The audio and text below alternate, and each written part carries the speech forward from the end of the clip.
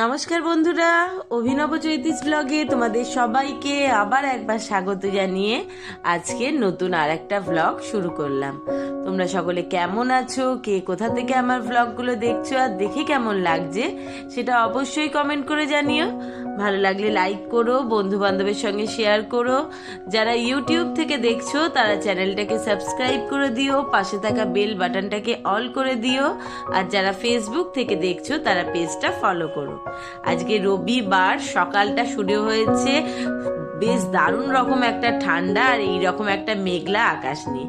সকাল থেকেই আকাশের মুখ ভার, দারুণ সুন্দর মেঘলা ঠান্ডা ওয়েদার। সকাল সকাল উঠে বেশ কিছুটা কাজকর্ম সারা হয়ে গেছে। আর যখন আমি ভ্লগটা শুরু করলাম তখন হয়তো তোমরা খেয়াল করোনি, তখনই তোমাদের দাদা আর রিক দুজন মিলে গেছিল বাজারে। আর বাজার থেকে যেহেতু রবিবার, তাদের জন্য তো কিছু না কিছু স্পেশাল বাজার থেকে আনতেই হবে। আবার সঙ্গে গেছে যখন রিক, সে তো কিছু না কিছু বায়না করবেই। তো যাই হোক, সকালবেলা জলখাবারটা আজকে একটু তাড়াহুড়ো করেই সেরে নিয়েছিলাম। গতকাল রাত্রে খাবার জন্য লুচি আর আলুর দম করা হয়েছিল। যেহেতু শনিবার রাত্রিবেলাটা বেশিরভাগ সময়তে, মানে বেশিরভাগ দিন না, প্রায় রোজ শনিবারই আমাদের নিরামিষ খাওয়া হয়। তো লুচি তরকারি সকালবেলা ছিল, সেটাই গরম করে সকলে খেয়েছি। মা অবশ্য খায়নি, মা মুড়ি খেয়েছে চানাচুর শসা নারকোল সব দিয়ে। আর চাটা খেয়ে দাদারা বেরোলো বাজারে। আমি সেই ফাঁকে তোমাদের সঙ্গে আড্ডা মারতে মারতে গল্প করতে করতে ভ্লগটাও শুরু করে দিলাম আর টুকটাক হাতের কাজও সেরে নিয়েছিলাম। তো বাজার থেকে আজকে এনেছে, দেখতেই পেলে, চিকেনটাও ধোবো। তার আগে এনেছে এখানে ভেটকি মাছের ফিলে, মানে এটা হচ্ছে পাতুরির জন্য। আজকে রিক বলছিল কদিন ধরেই যে মা অনেকদিন পাতুরি বানাও না। অনেকদিন পাতুরি বানাই না বলাটা ভুল হবে, এটা বেশ অনেকদিন বানানো হয় না। তারও একটা কারণ আছে, সেটা পরে বলছি। তো আজকে আবার রিক সঙ্গে গেছিল আর ভেটকি মাছ ভালো পেয়েছিল তোমাদের দাদা, তাই পাতুরির জন্য নিয়ে এসছে। এখানে মোটামুটি 12টার মতো আছে। সেগুলোকে যদিও এগুলো একেবারেই পরিষ্কার, তাও একটু জল দিয়ে ধুয়ে পরিষ্কার করে আর একটুখানি লবণ জল দিয়ে, বেশ অনেকটাই মতো লবণ দিয়েছি জলে দিয়ে, মাছগুলোকে ভিজিয়ে রাখলাম আধ ঘন্টার জন্য। আর এখানে আজকে রাইস হবে, তাই জন্য জলটাকে বসিয়ে লবণ, তেল, তারপর হচ্ছে লেবুর রস, গোটা গরম মশলা, গোটা তেজপাতা সব দিয়ে রাইসের জলটা বসিয়ে দিয়েছি ফুটতে। এখানে মাছগুলো মোটামুটি আধ ঘন্টা ভিজবে, তারপর এগুলোকে তুলে জল থেকে জল ঝরাবো। ওদিকে চিকেনটাকেও ধুয়ে পরিষ্কার করে অল্প করে একটুখানি জল ঝরতে দিয়েছি। এটা ভালোভাবে জল ঝরে গেলে তারপর একটুখানি দই দিয়ে ম্যারিনেশন করে রাখবো। তার আগে এখানে রাইসের জন্য সবজিগুলো সব বার করে রেখেছি, ধোয়া আছে, কিন্তু এগুলোকে এখনো কাটা হয়নি। চলো আগে এগুলোকে কেটে নিই। শুধু কড়াইশুঁটিটা ছাড়িয়ে রেখেছি, কারণ কড়াইশুঁটিটা না আমি চালটা যখন দিই সেই সময়তেই দিই। আর এখানে পাতুরির জন্য কলা পাতাও এনেছে, সেগুলো পরে সব কাটা ধোয়া সেঁকা হবে। পাতুরি করা তো মুখের কথা নয়, বেশ মানে খুব সহজ রান্না, কোনো ঝক্কি পোহাতে হয় না, কিন্তু বেশ পরপর অনেকগুলো স্টেপ ফলো করতে হয়, তাহলে পাতুরিটা দুর্দান্ত ভালো হয় খেতে, মানে সত্যি দুর্দান্ত খেতে হয়। মানে এই কলা পাতার কলা সুন্দরীকে বানাতে খাটতে বিশেষ কিছু না হলেও বেশ কিছু ঝক্কি সামলাতে হয়, কারণ পরপর অনেকগুলো স্টেপ মনে হয় আমার ফলো করে করলে তবেই পাতুরিটা একদম দারুণ সাকসেসফুলভাবে ভালো হয়। যেমন বিরিয়ানিটা করতেও আমার একই রকম মনে হয়, জানো তো। বিরিয়ানি করতেও আমার খুব একটা যে মনে হয় খুব ঝক্কির ব্যাপার বা খুব কঠিন একটা রান্না, সেরকম না, খুবই সহজ, মানে ঝটপট হয়ে যায়, কিন্তু অনেকগুলো স্টেপ পরপর পরপর করলে তবে বিরিয়ানিটা দারুণ সুন্দর হয়। সেই রকমই মাছটা দেখতেই পেলে আধ ঘন্টার জন্য লবণ জলে ভিজিয়ে রেখেছিলাম। সেটাকে এখন বেশ যতটুকুনি গায়ে জোর দিয়ে চেপে চেপে জলটা বার করে রাখা যায়, সে ততটুকুনি জল মাছ থেকে চেপে চেপে বার করিয়ে নিলাম। আর এখানে ভাতটা ফুটছে, রাইসের চালটা দিয়ে ভিজিয়ে রেখেছিলাম আসবার সঙ্গে সঙ্গেই ভাতটা তারপরে বসালাম দেখতে পেলে। এখন ভাতটা হয়ে গেলে পরে নামাবো। এখানে মোটামুটি মাছগুলো থেকে যতটা সম্ভব চেপে জলটা বার করে নেওয়া যায়, কারণ পাতুরির মাছটায় না জল থাকলে ব্যাটারটা যখন রেডি করে মাছগুলো ওর মধ্যে মিশিয়ে ম্যারিনেট করে রাখা হয় তখন বেশ জল কেটে যায়। তো ওই জন্য যতটা সম্ভব চেপে চেপে হাতে করে জল টেনে বার করে দিয়েছিলাম। তারপরেও একটুখানি দেখতেই পেলে কড়ার মধ্যে নিচে 2-1টা ন্যাপকিন বিছিয়ে তার উপরেই মাছগুলো রেখেছিলাম। এখন আবার ওপর থেকে হালকা হালকা করে মাছগুলো সব এক এক করে মুছে নিলাম।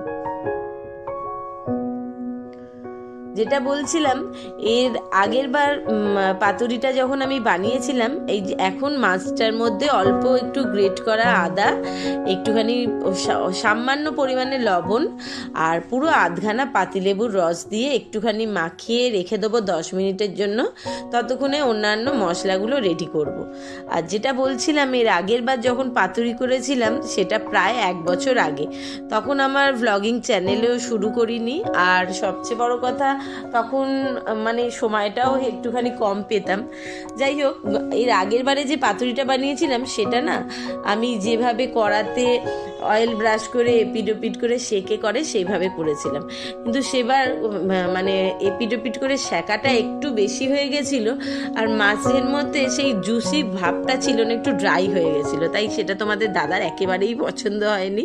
তাই বলেছিল যে এরকম বাজেভাবে পাতুরি করলে তাহলে এত টাকা দামের মাছ আমি আর কিনে এনে নষ্ট করবো না। তো যাই হোক, ওই জন্য এতদিন বাদে, বলতে পারো 1 বছর বাদে আবার পাতুরি হলো। তাই আজকে একদম সারাক্ষণ খুব ফলো করে নজরদারি দিয়ে একদম দেখে দেখে করতে হবে যেন একদম খুব ভালোভাবে হয় আর খেয়ে যেন সকলের ভালো লাগে। তো দেখতেই পেলে প্রথমে কালো সর্ষে, সাদা সর্ষে আর হচ্ছে পোস্তটা মোটামুটি বলতে পারো 50 গ্রাম মতো পোস্ত, আর বাদ বাকি 50 গ্রামের মধ্যে 30 গ্রাম ছিল সাদা সর্ষে আর 20 গ্রাম হচ্ছে কালো সর্ষে দিয়ে তার মধ্যে সামান্য হলুদ, সামান্য লবণ দিয়ে একটু শুকনো গুঁড়িয়ে নিয়েছিলাম। তার মধ্যে নারকেল কোড়া, 100 মতো টক দই আর সামান্য একটু জল আর একটা অবশ্যই কাঁচা লঙ্কা সব দিয়ে সুন্দর করে পেস্ট করে নিয়েছি। পেস্টটা তো আমি করে নিয়েছি, কিন্তু আমাকে আর মাছটা মাখাতে দেবে না, কারণ চলে এসছে বাড়িতে থাকলেই মানে সেই টুকরো টাকরা কাজ যতটুকুনি করে আমার কাজ কমাবার থেকে বাড়িয়ে উপকার করা যায় সেই লোক বাড়িতে আজকে আসে। মানে রিক, বললাম তুই পারবি না, ছেড়ে দে, আমি ভালো করে মাখিয়ে নিচ্ছি। সে তো ছাড়বে না। তো ওপর থেকে মশলাটা এতটাই মানে টাইট হয়ে গেছিলো, কিছুতেই মিক্সচারের জার থেকে পড়ছিল না। আমি আবার ভালোভাবে চামচ দিয়ে টেনে সমস্ত মশলাটা দিয়ে দিয়েছি। আর এখানে দেখতে পাচ্ছ রাইসও হয়ে গেছে, আর বেশ অনেকটা পরিমাণে সর্ষের তেল দিয়েছি। পাতুরি ভাপা এইসবে না একটুখানি সর্ষের তেলের ঝাঁঝালো ভাবটা না হলেও কিন্তু ভালো লাগে না। যাই হোক, সর্ষের তেল আর যেটুকু নারকেল কুড়ো বাকি ছিল সেই নারকেল কুড়োটাও দিয়ে দিলাম। এখানে দই দিয়ে চিকেনটাকেও ম্যারিনেট করে রেখেছি, দই, রসুন বাটা, লবণ আর গুঁড়ো লঙ্কা। ওদিকে দেখতে পেলে মাছের মানে যে মিশ্রণটা তৈরি করেছিলাম সেটা দিয়ে রিক মাছটাকে ম্যারিনেট করে রাখলো। চিকেনটা তো ম্যারিনেট করাই ছিল। আর এদিকে এত ঝটপট কাজ করছি ঝড়ের গতিতে। আজকে ঠান্ডাটাও না দারুণ রকম ভালো, মানে আমি বারবার হাত ধুতে ধুতে মনে হচ্ছে হাতের আঙুলগুলো মনে হয় এবার অসাড় হয়ে যাবে। আর আমাদের যা ট্যাঙ্কির জল বরফের মতো ঠান্ডা, এখন ঘড়িতে প্রায় 1:45 মতো বাজতে যায়। এই অবশ্য আজকে সকাল থেকে রোদের দেখা নেই, মেঘলা আকাশ, তখন বাইরে গিয়ে দেখালামই। আর ওই জন্য কি হচ্ছে, ট্যাঙ্কির জল গরমও হচ্ছে না। আর বারবার হাত ধুতে ধুতে হাতটা মনে হচ্ছে এবার অসাড় হয়ে যাবে, হাতে কিছু সার পাচ্ছি না। তো যাই হোক, হুটোপাটি করে কাজ সেরে যাচ্ছি একটার পর একটা, যে যত তাড়াতাড়ি করা যায় আর কি। এখানে চিকেনের জন্য পেঁয়াজ, আদা, রসুন আর হচ্ছে কাঁচা লঙ্কা, গোটা গরম মশলা, সর্ষের তেলে ফোড়ন দিয়ে মশলাটা মোটামুটি কষিয়ে যত তাড়াহুড়ো করে কষানো যায় সেটাই চেষ্টা করছি। এরপর মোটামুটি চিকেনের মানে পেঁয়াজ, আদা, রসুনটা ভাজা হয়ে যাওয়ার পর চিকেনটা ঢেলে দিলাম, দিয়ে ভালোভাবে একটু মিশিয়ে যা হলুদ, লঙ্কার গুঁড়ো যেগুলো যেগুলো দেবার আছে আর একটু লবণ সব দিয়ে মিশিয়ে আর এটাকে ঢাকা চাপা দিয়ে রান্না করব। আজকে যেহেতু পাতুরি আছে, চিকেনটা তো অল্প গ্রেভি থাকবেই, সেই সঙ্গে আজকে চিকেনটা মনে করেছি একটুখানি কম, মানে একটু ঝাল বেশি থাকবে, গ্রেভি কম থাকবে, আর হচ্ছে একটু ঢাকা চাপা দিয়ে রান্না করবে। এমনি দই দিয়ে ম্যারিনেট করা থাকলে চিকেনটা খুব সুন্দর নরম হয়, আর একটু ঢাকা দিয়ে রান্না করলে না টেস্টও ভালো হয়, চিকেনটা দারুণ সুন্দর সুসেদ্ধ হয় আর বেশ জুসি মতো হয়। যাই হোক, সেটাই করব ভেবেছি। কিন্তু এই কলা পাতার কলা সুন্দরী রান্না করতে যে আজকে আমাকে বেশ খানিকটা বেগ পেতে হবে সেটা আমার জানা আছে, কারণ রবিবার তো এমনি একাদশী পড়েছে, মায়ের আজকে একাদশী, তো মায়ের জন্য আবার আলাদা করে চাউমিন বানাবো, সেটাও করতে হবে। ওই জন্য ওপরের গ্যাসটা আমি নিরামিষ করেই রেখেছি, আর নিচের গ্যাসটা তো দেখতেই পাচ্ছ কদিন নিচের গ্যাসেই রান্নাগুলো করছি। এদিকে চিকেনটা মোটামুটি মশলা দিয়ে কষানো হয়ে গেছে, এটা ঢাকা চাপা দিয়ে আস্তে আস্তে হতে থাক। আর ততক্ষণে বললামই মায়ের জন্য এখানে চাউমিনটা ভিজিয়ে রেখেছিলাম কাজের ফাঁকে, এখন সবজিগুলো একটুখানি তেলে ভেজে নিচ্ছি, তারপর চাউমিনটা দিয়ে নাড়াচাড়া করে নেবো। আর ওদিকের গ্যাসে চাটুটা বসিয়ে রেখেছি, কারণ এরই ফাঁকে হাত ফাঁকা করে কলা পাতাগুলোকে খুব সুন্দর করে ধুয়ে পরিষ্কার করে রেখে দিয়েছি, ছোট ছোট মানে সাইজ মতো কেটে এগুলোকে এবার আস্তে আস্তে সেঁকে নেবো। কারণ পাতুরির যেটা মেন ব্যাপার হচ্ছে এই কলা পাতাটাকে যতক্ষণ না ঠিকঠাকভাবে সেঁকে নেওয়া হচ্ছে, পরে মুড়তে গেলে তো অসুবিধা হয়, কিন্তু এটা একটা কিন্তু বেশ বড় কাজ। কলা পাতা একটা একটা করে ধুয়ে সাইজ করে কেটে এরমভাবে ভালোভাবে এপিট ওপিট করে সেঁকে নিয়ে তার উপর পাতুরি দিয়ে বেঁধে ভাপানো, বাপরে বাপ কি ঝক্কিটারই না ব্যাপার। বললাম না, রান্নাটা যতই সহজ হোক, খুব একটা মানে বিশাল কঠিন না হলেও পরপর কিন্তু অনেকগুলো স্টেপ আছে, ধাপে ধাপে এগোলে তবে গিয়ে হবে। যদিও আজকের পাতুরিটা আবার আগের মতো মনে করেছি ভেপারেই করব। তো রিক আমাকে টুকটাক সাহায্য যে করছে না তা না, এর আগে নারকোলটাও কিন্তু রিকই কুড়িয়ে দিয়েছিল পাতুরির জন্য। আর ওদিকে চিকেন তো হয়ে এসছে মোটামুটি, এখনো ভাপে বসানো আছে, আর রাইসটা হয়ে গেছে, মায়ের চাউটাও বসিয়েছি, একবার এদিকে নাড়া দিচ্ছি চাউমিনে, আর একটা করে কলা পাতা সেঁকে নিচ্ছি। এরপর যেটা কাজ হচ্ছে, কাজু বাদাম বাটাটা দিতে ভুলে গেছিলাম পাতুরিতে, তো আলাদা করে আবার 10-12টার মতো কাজু ভালোভাবে মিক্সিতে বেটে নিয়ে ঢেলে দিলাম পাতুরিতে। এটা এবার ভালোভাবে মাখিয়ে নিয়ে, আর একটুও সময় নেই ঘড়িতে, জানো তো আজকে বেজায় লেট হয়েছে, দাদাও হয়তো একটু রাগ করবে, অবশ্য যদিও রাগ করবার ব্যাপার নেই, ও দেখতে পাচ্ছে অনেকগুলো কাজ আজকে সকাল থেকে পরপর হয়েছে। তো যাই হোক, ঘড়িতেও বাজতে গেছে 2:15-20 মতো। এবার ঝটপট করে পাতুরিগুলোকে কলা পাতায় বেঁধে আর ভাপে বসাবো। রিক অবশ্য আমার পাশে বসেছে ওগুলোকে সুতো দিয়ে আস্তে আস্তে করে বেঁধে দেবে বলে।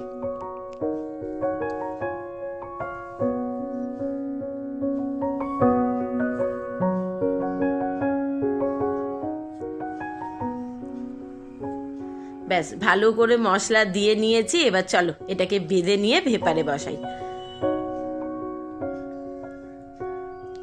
পাতুরি রেডি, একসঙ্গেই সবকটা দিয়ে দিয়েছিলাম, তলায় বড় ডেচকিটা করে একদম হাফের থেকে কম জল ফুটতে বসিয়েছিলাম, আর সমস্ত কটা পাতুরিকে বেঁধে এই যেরকমভাবে সুন্দর করে সাজিয়ে দিয়েছি, ঢাকা চাপা দিয়ে মোটামুটি 25-30 মিনিট মতো হয়েছে। এবার চলো খাবার বেড়ে নিয়েছি, ওদেরকে ঝটপট খেতে দিই। ঘড়িতে আজকে মারাত্মক দেরি, প্রায় 2:45 মতো বাজতে যাচ্ছে, আর এখন খেতে দিচ্ছি। দাদার, ছেলের, আমাদের সকলেরই দারুণ খিদে পেয়ে গেছে, আর সেই সঙ্গে যদি এরম সামনে লোভনীয় খাবার থাকে কার না খিদে পাবে বলো। দারুণ সুন্দর আজকে ফ্রাইড রাইসটাও দেখতে হয়েছে, আর সঙ্গে ধোঁয়া ওঠা গরম পাতুরি আর চিকেন কষাও রেডি। রিককে আর তোমাদের দাদাকে আগে খেতে দিয়ে দিয়েছি, এবার ওরা খেয়ে টেস্ট করে বলুক কেমন হয়েছে কি। মা তো অনেকক্ষণ আগেই যেহেতু চাউমিন খাবে রেডি হয়ে গেছিল, খাবার নিয়ে ঘরে চলে গেছে, বাকি আছি এবার আমি। এবার আমার খাবারটা বেড়ে নিয়েও ঝটপট খেতে বসে যাব। রিক টেস্ট করে ওর মতামত জানিয়ে দিয়েছে। চলো আজকের ভ্লগটা এখানেই শেষ করলাম। সকলে ভালো থেকো, সুস্থ থেকো, খুব শিগগিরই নতুন আর একটা ভ্লগ নিয়ে ফিরে আসছি। এখনের মতো টাটা।